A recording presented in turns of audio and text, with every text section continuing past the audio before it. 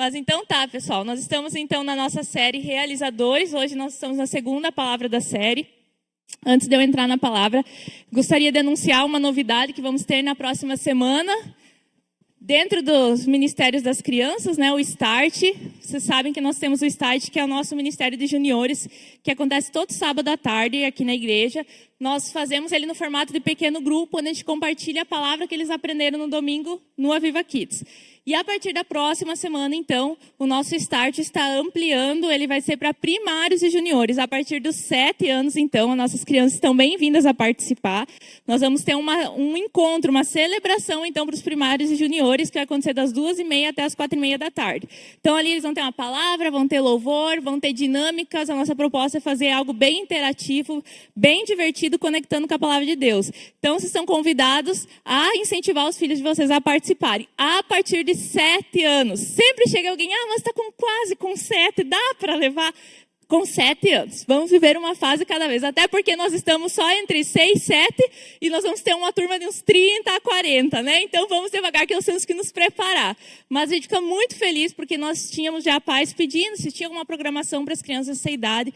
Então, nós ouvindo, a gente observou, nós estamos nos preparando para fazer algo bem legal para atender, porque a gente sabe que as crianças também têm muita fome de aprender de Deus e principalmente de estar na igreja. Eles gostam muito de estar aqui, né? Então, aqui a gente vai ter um tempo especial com eles. Então, incentive seus filhos a participar, trazer os colegas, os amigos, que nós vamos receber eles de uma forma bem legal. Então, a partir das 2h30 desse sábado, já iniciamos nosso start para primários e juniores. Pessoal, dando sequência então à nossa série, hoje eu quero trazer uma palavra que tem como título 3 lições para realizadores na vida de Moisés. Então nós estamos aqui na nossa série estudando personagens bíblicos e através da vida deles observando princípios e como nós também podemos nos tornar realizadores, né?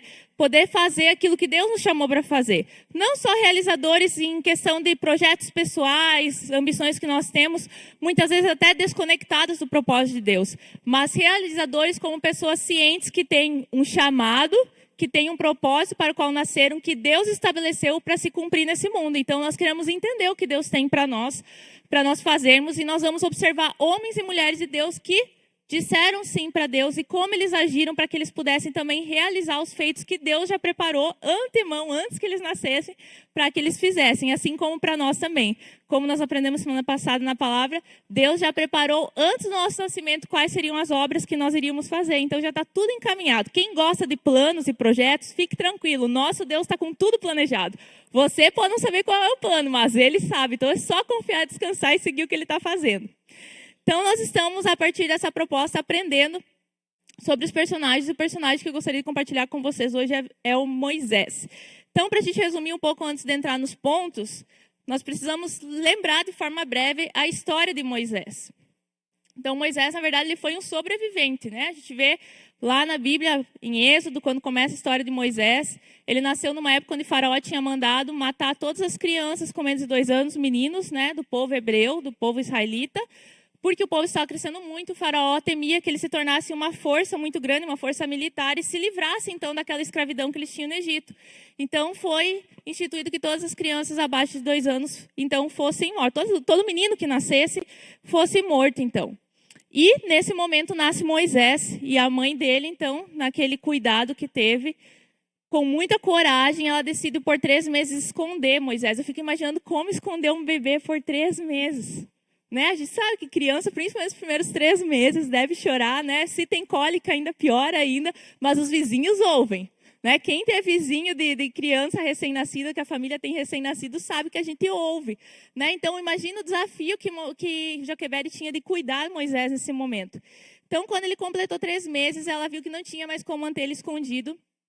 Então, ela tem aquela decisão de ter que, de certa forma, abandonar, se a gente olha de forma externa, mas também no coração dela entregar para que Deus fizesse o que ele tinha para fazer, porque ela não podia mais guardá-lo dos guardas que cercavam o tempo todo, né? Então ela, confiando em Deus, ela coloca Moisés num cesto e coloca junto ao rio Nilo e entrega ele lá. E nesse momento a irmã de Moisés fica ali só espiando para ver o que ia acontecer. A filha de Faraó desce para banhar-se no rio e ela encontra então o cesto com Moisés.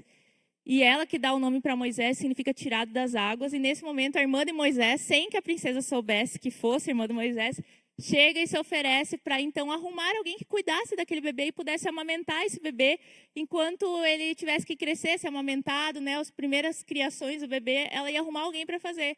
E a princesa aceita e fala: pode conseguir alguém e eu vou pagar essa pessoa. E quem que Miriam então vai atrás para avisar? A própria mãe de Moisés, a mãe dela, para dizer que ela ia servir a princesa. É a primeira mãe que eu conheço que recebe pago para cuidar do próprio filho, né?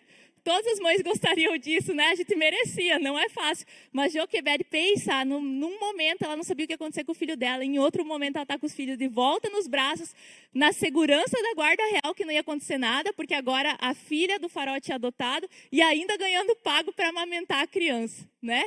A Bíblia não fala com que idade que Moisés passa a morar no palácio, mas ele provavelmente foi para lá quando ele foi desmamado, e no povo israelita, geralmente por volta dos 2 a 3 anos de idade. Então, mais ou menos nessa idade, ele foi morar no palácio. E lá no livro de Atos, no Novo Testamento, quando Estevão dá o relato dele do Antigo Testamento, ele fala sobre Moisés: e assim ele foi instruído em toda a ciência dos egípcios e se tornou um homem que falava e agia com autoridade.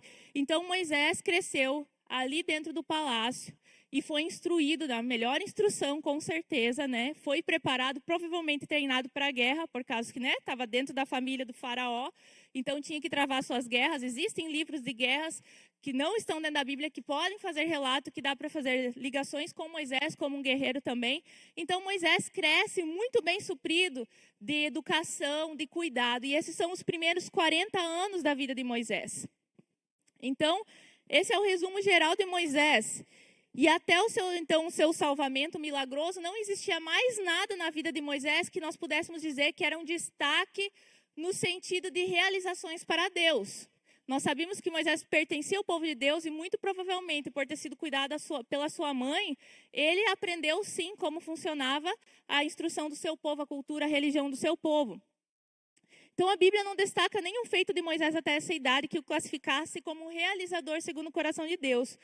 Mas o que Deus tinha para ele não era somente um milagre no início da sua caminhada, né? Deus não quis salvar Moisés para lhe dar conforto. Deus quis salvar Moisés porque ele tinha uma missão para Moisés, um plano que iria começar a se desenvolver em sua vida. Quem aqui está na faixa dos 40 anos? Tem uma galera. Se tu está sentado lá de alguém que tem perto dos 40 anos na faixa, fala aí, é só o começo. Moisés ia começar agora, entendeu? É só o começo. A gente sabe que a gente vive numa sociedade, numa cultura que muitas vezes estabelece que 40 anos tem que ser um alvo que você já está estabilizado financeiramente, já está com a carreira definida, tem investimentos lucrativos rondando aí pelo mercado, né? Já tem vários sonhos realizados ou, né, tá naquela situação de viver do palácio. Se espera isso, se idealiza isso, né? Mas a gente vê que para Deus, os planos de Deus, os 40 anos, Moisés era só o início do que ele queria fazer.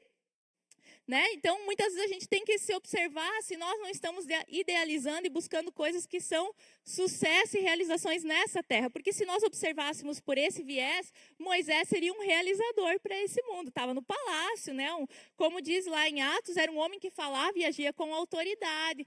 Então, ele tinha conseguido o ápice ali. E nós poderíamos também fazer uma analogia, se nós fôssemos trazer a vida de Moisés para a nossa vida espiritual, imaginando que nós também tínhamos um decreto de morte sobre nós. Espiritualmente estávamos mortos, né? Declarados à condenação eterna. Mas então Deus vem com o seu salvamento milagroso, não através de um cesto, mas de uma cruz, e nos dá uma oportunidade de uma nova vida. E hoje Deus nos traz para perto dele, não para ficar morando no palácio, como algumas pregações existem por aí dizendo que tu é o filho do rei, o filhinho do papai, e vai ficar nos confortos, né? Você pode sim usufruir dos direitos do filho do rei como herdeiro, mas Deus não te fez para ficar dentro do palácio, Ele te fez para guerrear, para uma missão. Então Deus tem trabalho para nós nessa terra. Não é uma vida confortável, mas uma vida de missão, assim como Ele também estava fazendo com Moisés.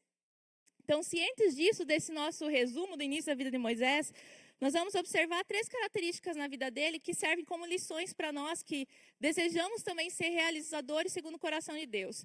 Primeiro que você pode completar na sua guia, um realizador tem um espírito desassossegado. Se concentra, são 5 S's nessa palavra, desassossegado.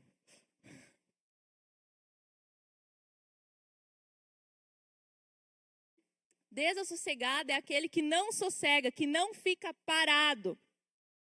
Moisés tinha um espírito assim, um coração assim. Algo incomodava ele, algo precisava ser feito, ele tinha isso no coração dele. Então a gente semana passada também falou sobre o descontentamento santo, que é quando você tem um descontentamento, você não aceita algo e aquilo é algo que também queima no coração de Deus. É santo, é um desejo de Deus também. Deus olha para aquilo que você está descontente e diz, eu sinto a mesma coisa. É eu que estou colocando, na verdade, no seu coração. Tem algo para ser feito a respeito disso. Até a gente incentivou, tem esse livro do Bill Hybels que fala exatamente sobre esse tema, que é um livro que vai explorar essa questão de você descobrir o que te traz descontentamento e que Deus pode, através disso, estar apontando uma missão para a sua vida. Assim era Moisés. Moisés ele se tornou grande no palácio, mas mesmo antes dele ter o seu encontro com Deus, lá na sarça ardente, mais para frente, ele já carregava no coração dele uma inquietação. Ele via a condição do seu povo como escravo. Ele sabia que ele tinha raiz do povo hebreu e ele queria libertar aquele povo. Antes mesmo do seu chamado oficial, ele já tinha desejo de ser um libertador. Olha o que está escrito em Êxodo 2:11. Antes mesmo de Deus chamá-lo, lá está escrito assim, Moisés já era um homem feito. Então ele já tinha 40 anos aqui quando ele foi dar esse passeio. Um dia ele saiu para visitar o seu povo e viu como os israelitas eram obrigados a fazer trabalhos pesados. Viu também um egípcio batendo no israelita, um patrício seu. Moisés olhou para os lados e vendo que não havia ninguém ali, matou o egípcio e escondeu o corpo na areia. No dia seguinte voltou e viu 2 israelitas brigando. Então perguntou ao que maltratava o outro, por que você está batendo no seu patrício? O homem respondeu, quem pôs você como nosso chefe ou nosso juiz? Você está querendo me matar como matou o egípcio? E mais lá para frente, em Atos 7:25, um outro relato a respeito de Moisés.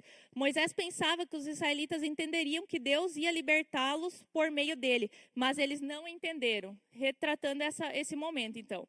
Então eu quero destacar algumas coisas aqui nesse momento que Moisés viveu. Nós muitas vezes queremos ser impulsionados por algo mais, ter uma paixão, um propósito de vida. A gente tem que se perguntar, principalmente você que está na condição de filho de Deus e cristão, se você não está descontente com algo, se algo não queima no seu coração, você tem que se perguntar se você realmente está ouvindo a Deus e andando com Ele. Porque o coração de Deus queima constantemente. Ele tem paixões, ele tem desejos, ele quer ver coisas sendo realizadas. Deus não nos fez filhos para sermos filhos mimados, que estamos satisfeitos com o que nós estamos vivendo. Nós estamos contentes, no sentido de dizer, eu sou grato por aquilo que Deus me deu, mas eu tenho um descontentamento em relação ao ver o mundo e saber que Deus pode fazer isso também pelas pessoas, Deus pode transformar realidades, Deus pode me usar na vida de alguém. Então eu tenho que me identificar com algo tem que queimar em meu coração, ajudar alguém, ajudar uma causa, me importar. Então a primeira coisa que eu gostaria de destacar aqui nesse texto é que Moisés saiu e viu, né? Então seu coração, nosso coração precisa ser despertado para as coisas de Deus. E para isso eu preciso me mover. Eu preciso observar situações, estar no meio de situações diferentes, me aproximar das pessoas, me expor a situações para que eu possa observar se o meu coração começa a queimar por algo. Você nunca vai sentir necessidade de mudar uma situação ou ver seu coração queimando por algo se você ficar sempre no seu mundinho. Então a primeira coisa, Moisés saiu do seu palácio, ele saiu e viu. Quando eu vejo as coisas, meu coração se move. Nasce empatia, compaixão, misericórdia ou até desejo de justiça. Mas eu preciso ver. Os meus olhos precisam ver. Eu preciso testemunhar. Segunda coisa que se destaca nesse texto, ele foi por meio do seu povo. Então o nosso chamado sempre vai incluir o outro. A Bíblia já fala que todos nós recebemos habilidades e dons para ser usado em favor do outro. O dom não é para nós mesmos, não é para proveito próprio, ele sempre é em favor do outro, para edificar, para agregar. Nós como igreja somos então caracterizados a um corpo, como diz na Bíblia. Um membro do outro e se um faltar, todo o corpo sofre. Se um ficar doente, o corpo todo sente, porque nós dependemos, nós somos interdependentes uns dos outros. Então, o meu chamado, a minha área de atuação, o meu propósito sempre se encontra no meio das pessoas. Algumas pessoas ficam no seu quarto pedindo, Deus, o que o Senhor tem para mim? Você tem que ir para o meio das pessoas e ver. Deixa Deus falar contigo no meio da multidão, num pequeno grupo, no meio das atividades da igreja. Agora, quantas oportunidades nós temos de servir com tudo que está acontecendo no nosso estado, você se importar com o outro, estar no meio do outro, não ser indiferente. Mas para isso eu tenho que estar no meio do povo, estar no meio de pessoas. Numa geração que cada vez mais privilegia ser sozinho, solitário, buscar seus ideais, Deus nos chama a sermos diferentes, a estar próximo das pessoas. A Bíblia fala que é para a gente amar o próximo. Como é que eu vou amar alguém que não está perto? Para eu estar próximo, eu tenho que me aproximar. Então, é me aproximando de pessoas que eu aprendo a amar. Outro destaque, Moisés olhou para os lados e vendo que não havia ninguém ali. Moisés agiu sozinho. Ele tinha uma paixão, ele tinha um desejo que era bom, que era libertar o povo de Deus. Mas ele não agiu com direção de Deus. Ele agiu no impulso, ele agiu ali na justiça própria, fazendo com as suas mãos, sem direção, por seus próprios meios. Então Moisés, ele seria usado como libertador do povo de Israel, mas não era dessa maneira que Deus ia agir, fazendo do seu jeito. Então, sem uma direção divina, sem orientação, a sua paixão se transforma em destruição, vai causar problemas. Tem muita gente que tem ânsia de fazer as coisas e ela não sabe esperar o tempo certo. Não aceita ser orientado, treinado. Moisés, depois desse momento aqui, ele foge, ele vai para o deserto e passa 40 anos no deserto antes de se tornar o libertador oficial de Israel. 40 anos no palácio, 40 anos no deserto, para daí ele efetivamente assumir a sua posição. Quantas pessoas entendem, eu tenho paixão por isso. Beleza, você tem paixão, é sinal que você tem que andar em direção a isso. Mas não significa que você vai ter uma posição agora de operando nessa situação. Você tem que se expor, você tem que estar ali no meio, mas sempre busque um conselho divino para agir. A paixão não é suficiente. Né? Sempre tem aquele ditado, a paixão é cega. Né? Então a gente pode, em nome da paixão, dos nossos ideais, agir de forma independente e acabar causando destruição em vez de abençoar. Moisés foi assim nesse momento. Infelizmente, ele foi um assassino. E Deus desistiu dele? Não desistiu, porque quando a gente faz coisa errada, Deus continua insistindo conosco, né? Ele está vendo, o mesmo sentimento que Moisés tinha, Deus tinha, mas Deus queria ensinar Moisés a fazer da forma certa e contando com ele. Então, uma coisa mais que se destaca nesse texto para mim também é que o nosso chamado não começa com uma posição, mas começa com o desejo de responder uma necessidade. Moisés não estava na posição de libertador, mas ele observou uma necessidade e ali foi a ativação do seu chamado. E nós também não precisamos depender de uma posição para agir, mas nós nunca devemos agir sem direção. Nós precisamos nos submeter aos processos de Deus. Segunda característica, segunda lição que nós aprendemos na vida de Moisés é que um realizador é um incapaz nas mãos de um Deus que capacita.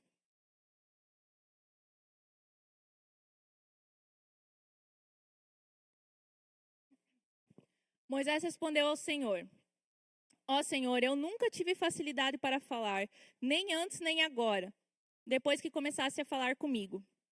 Quando começa a falar, eu sempre me atrapalho.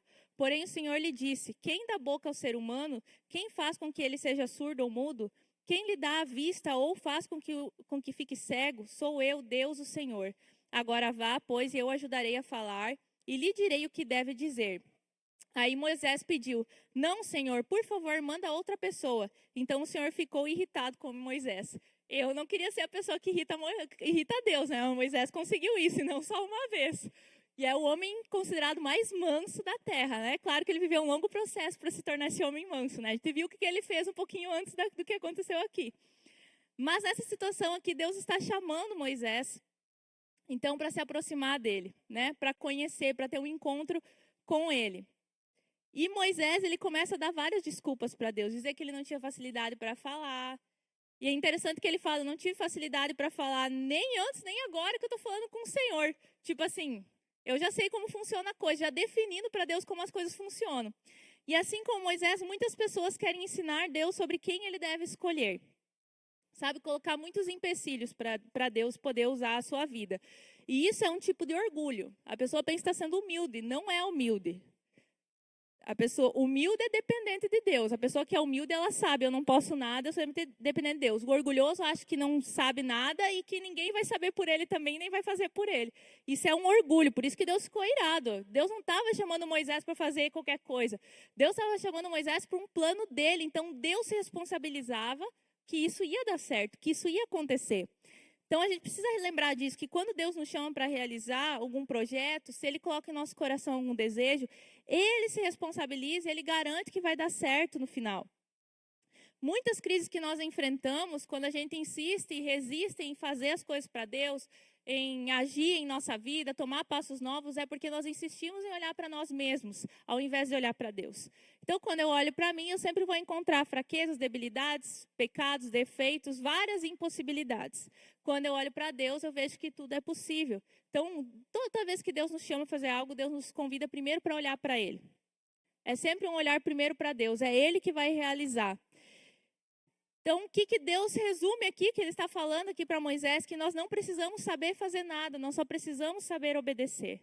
Quando nós obedecemos, Deus faz o restante. Então, Moisés fica ali na insistência, que não sabe falar, Deus ainda por misericórdia manda Arão para fazer companhia para ele, que era o irmão dele, e falar em nome dele.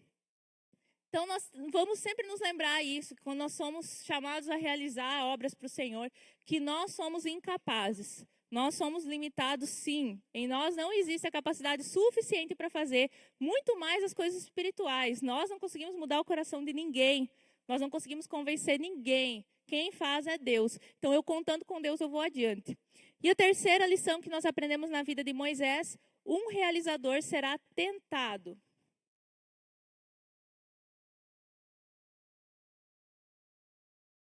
Então, Moisés vive todo aquele processo, é chamado por Deus.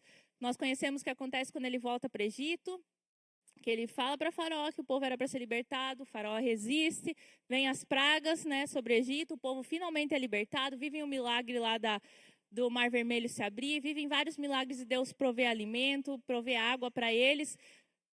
Deus faz com que eles caminhem todos aqueles anos, 40 anos no deserto, sem que a roupa deles gastasse, nem os calçados, que bem seria, né? Agora chegando no inverno, o Benjamim cresceu 10 centímetros em um ano. Então, imagina se alguma coisa só serve. Não. Mas pensa o povo de Israel, passava ano, saía ano, a roupa acompanhava. Já pensou? Claro, quem gosta muito de mudar e está na moda, assim, ia sofrer um pouco. Tá bom para usar ainda, então não vai trocar. É igual o pai que diz, só vou comprar um novo quando esse calçado estiver bem velho. Lá não tinha isso, a sandália durava todo aquele tempo. Deus proveu o povo em todos os sentidos. Então, Moisés vive tudo isso. E em dado momento, o povo que sempre estava reclamando, que sempre estava murmurando, apesar de ver todos os feitos de Deus, por isso que a gente sabe que não é milagre que segura a fé de ninguém. Muitas pessoas estão em busca de provas e manifestações de Deus. Nós continuamos sendo igual ao povo de Israel. Quantas pessoas provam os milagres de Deus, vivenciam milagres em sua saúde, em sua vida financeira, em sua família, e toda vez que aparece um novo desafio, continuam murmurando e reclamando como se Deus tivesse abandonado. Agem como se não fosse boa caminhada com Deus.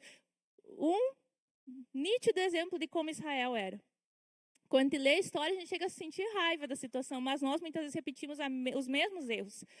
E a Bíblia fala que todo aquele povo que andou aqueles anos no deserto, nenhum daquela geração entrou na Terra Prometida, porque eles estavam peregrinando até chegar à Terra Prometida, libertados do Egito para chegar então a Canaã. E nenhum deles Deus permite entrar. Deus faz toda a geração morrer no deserto, até que só os filhos daquela geração podem entrar por causa do pecado da murmuração. Então veja que sério.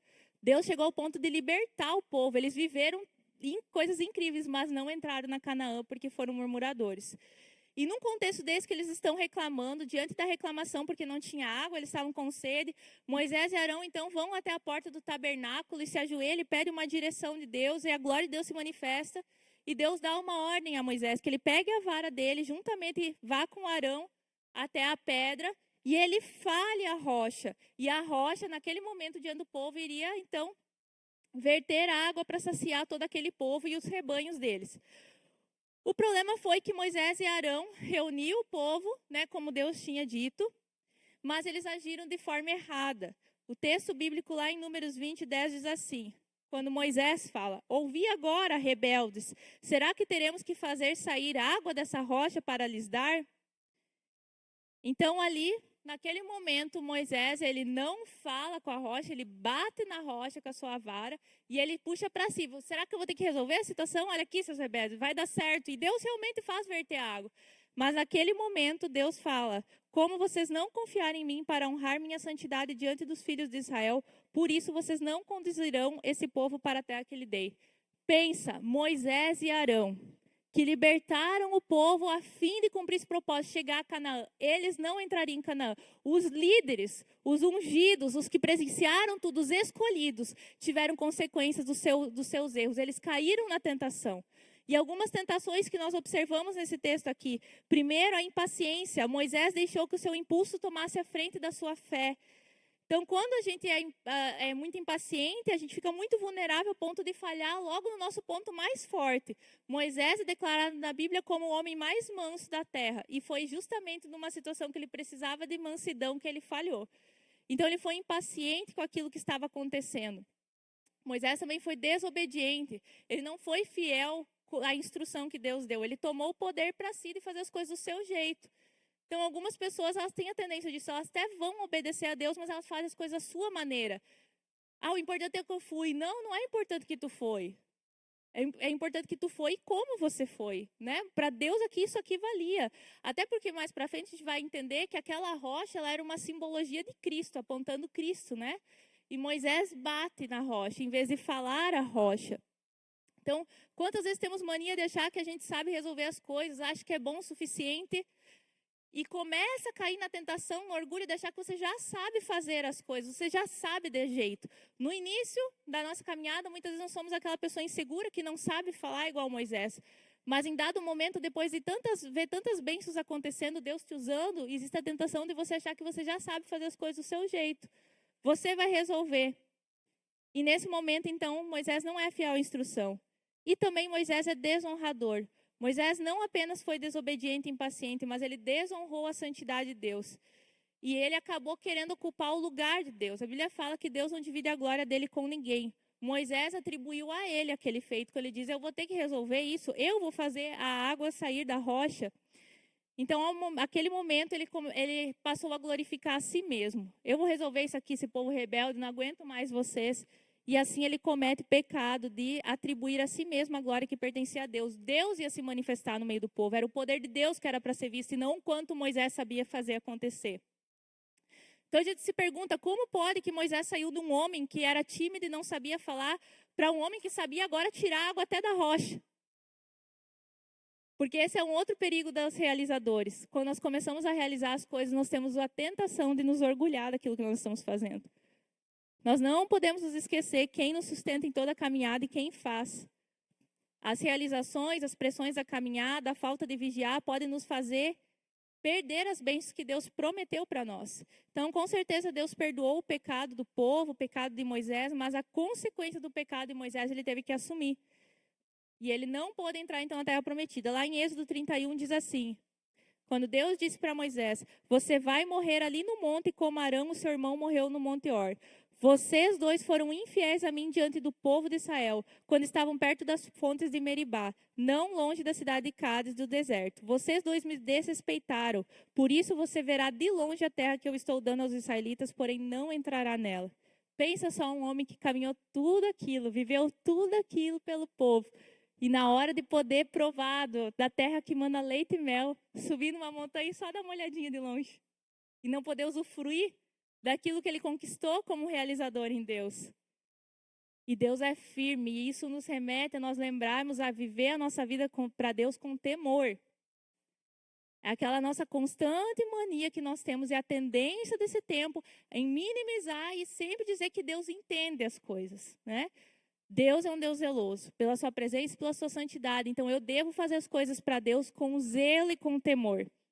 Porque Deus não poupa ninguém, não poupou Moisés, que vergonha! Eu fico pensando, né? Quando eu li esse texto, já tinha lido várias vezes, mas lendo na última vez que eu li, que estava na minha sequência devocional, eu fiquei com raiva de Moisés, porque ele estava chegando à finaleira. Ele ia completar a caminhada, poder, sabe, fazer festa lá, entrar com o povo. É claro que, com certeza, Deus também usou toda essa estratégia, porque eu acho que Moisés, né, corria o risco de ser idolatrado naquela terra, chegando até lá. Mas pensa, por tudo aquilo que ele viveu e batalhou, a paixão que queimava no seu coração, desde que ele era criança, de libertar o seu povo, finalmente ele chegaria lá. Mas ele não pôde usufruir, só ver. Porque em dado momento ele desobedeceu. Ah, mas Deus é assim? É. Com Deus é assim, ele não divide a glória dele com ninguém. Tudo que Deus fala na palavra dele é verdade. Se ele diz que vai ter consequência, vai ter consequência. E Moisés teve que caminhar ainda um bom tempo no deserto, sabendo que ele não ia ver. E teve que seguir fiel à sua missão. E o que Deus faz sempre é certo, é bom. Então nós temos que meditar como é que está o meu temor em relação a Deus, as coisas espirituais, aquilo que eu tenho aprendido de Deus na igreja, no meu pequeno grupo, o que eu tenho sentido de Deus que eu tenho que fazer. Eu tenho banalizado isso, eu tenho tentado tomar os meus caminhos, fazer da minha forma, ou eu tenho entendido que é da forma que Deus quer. E é assim que eu devo fazer. Porque no final da história, o único culpado por não poder usufruir das realizações sempre vai ser nós mesmos. Porque Deus ele tem prazer em nos dar. Deus quer nos fazer desfrutar das bênçãos. Mas em toda bênção existem condições. Então, suas realizações não te protegem das consequências dos seus erros. Não interessa o quanto você já fez para Deus, o quanto eu já fiz. Moisés fez coisas incríveis, teve uma fé incrível, batalhou. Ele podia contar, mas Deus, olha o que eu fiz, olha o que eu suportei pelo teu povo, pela tua missão. Não interessa, suas realizações, elas não vão te proteger das consequências dos teus erros. Por isso, o mesmo zelo que eu comecei a minha missão, eu tenho que chegar com ela até o fim. Por isso que a Bíblia diz que mais importa o final das coisas do que o início. Por isso a Bíblia fala de a gente perseverar até o fim para ser salvo. Não é só sobre como você começou, é sobre como você vai chegar no final. Nós estamos na caminhada com Deus, mas nós não estamos garantidos ainda se a gente não seguir certo no percurso. Então que essa palavra nos ajude a lembrar todo dia viver nossa vida com Deus com temor. Temor pelas coisas do Senhor. Conclusão, você é chamado a realizar algo nessa terra em nome de Deus. Seja sensível, obediente e ande em temor e assim terá sucesso.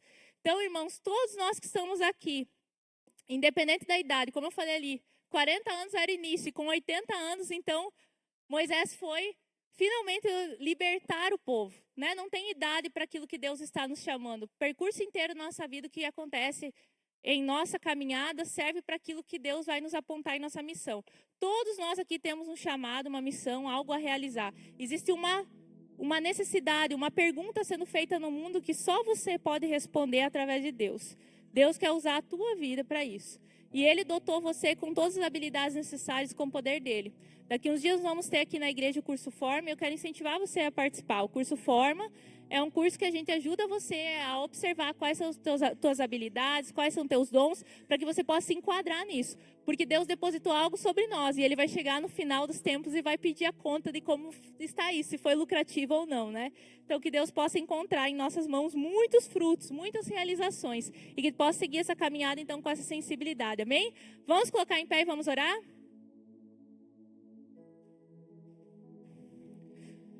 Deus, queremos te agradecer pela vida de Moisés, Senhor. Ele é uma inspiração para nós como um realizador que seguiu o teu caminho, seguiu a tua vontade.